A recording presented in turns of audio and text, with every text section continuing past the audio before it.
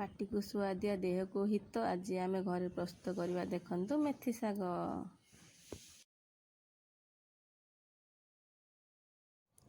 ଜୟ ଜଗନ୍ନାଥ। ଆଜି ଆମେ ଘରେ ପ୍ରସ୍ତୁତ କରିବା ମେଥି ଶାଗ। ଦେଖନ୍ତୁ ମୁଁ କିଛି ସେଥିପାଇଁ ମେଥି ଶାଗ ନେଇଛି।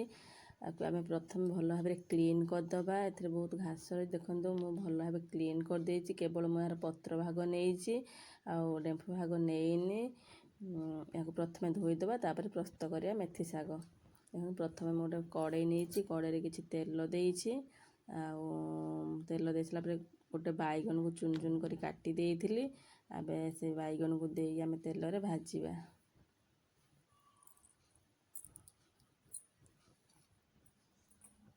ମେଥି ଶାଗ ଆମ ଦେହ ପାଇଁ ବହୁତ ଭଲ ହୋଇଥାଏ। ଆପଣ ଏହାକୁ ଘରେ ପ୍ରସ୍ତୁତ କରି ରୁଟି କିମ୍ବା ଭାତ ସହିତ ଖାଇପାରିବା।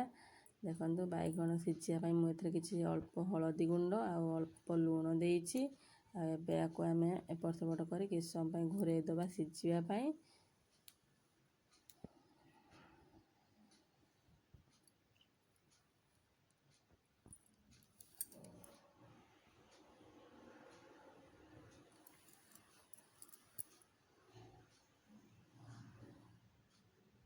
ବାଇଗଣଟି ଆମର ଏବେ ପ୍ରାୟ ସିଝିଗଲାଣି 80%। ଆଉ ଯାହା ବି ରହିଲା ଶାଗ ସହିତ ସିଝିଦେବ। ଏବେ ଆମେ ଆକୁ ଗୋଟେ ବାଉଲ୍ କାଢ଼ିଦେବା। ଆଉ ଦେଖନ୍ତୁ ବାଇଗଣଟି ଆମର ପୁରା ସିଝି ଯାଇଛି। ଏବେ ଆମେ ସେଇ କଡ଼େଇରେ ଅଳ୍ପ କିଛି ତେଲ ଦେବା। ତେଲ ଦେଖନ୍ତୁ ଗୋଟେ ଲଙ୍କା ମୁଁ କାଟିକି ପକାଇ ଦେଇଛି, କଞ୍ଚା ଲଙ୍କା। ଆପଣ ଚାହିଁଲେ ଶୁଖିଲା ଲଙ୍କା ବି ୟୁଜ୍ କରିପାରିବେ, କିନ୍ତୁ କଞ୍ଚା ଲଙ୍କା ଟେଷ୍ଟ ଭଲ ଆସିଥାଏ। ତାପରେ ମୁଁ କିଛି କଟା ପିଆଜ ଦେଇଛି। ଆଉ ପିଆଜଟି କିଛି ସମୟ ପାଇଁ ଭାଜିବା। ସେଇ ସମୟ ଭିତରେ ଦେଖନ୍ତୁ ମୁଁ ଶାଗକୁ ପ୍ରଥମେ ଧୋଇ ଦେଇଥିଲି। ଧୋଇ ସାରିଲା ପରେ ୟାକୁ ମୁଁ କାଟି ଦେଉଛି। ଆପଣମାନେ ଏମିତି ଧୋଇକି କାଟିବେ। କାଟିକି ଧୋଇଲେ ଭଲ, ମାନେ ତାର ପତ୍ର ଭାଗଟା ବାହାରି ଯାଇଥାଏ। ଏବେ ଆମର ପିଆଜଟା ହେଇଗଲାଣି। ଏବେ ସେଥିରେ ଆମେ କିଛି ଛେଚା ରସୁଣ ଦେବା। ଦେଇକି ତାକୁ ଭାଜିଦେବା।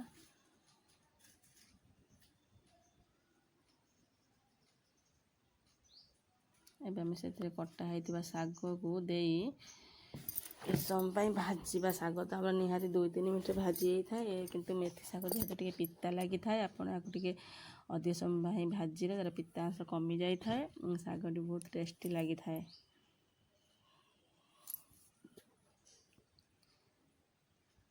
ଆମେ ବାଇଗଣ ଭାଜିଲା ବେଳେ ସେଥିରେ କିଛି ଅଳ୍ପ ଲୁଣ ଦେଇଥିଲେ।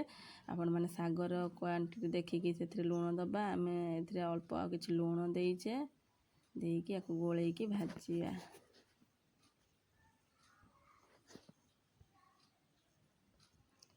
ଶାଗଟି ହେଇଗଲା ପରେ ଆମେ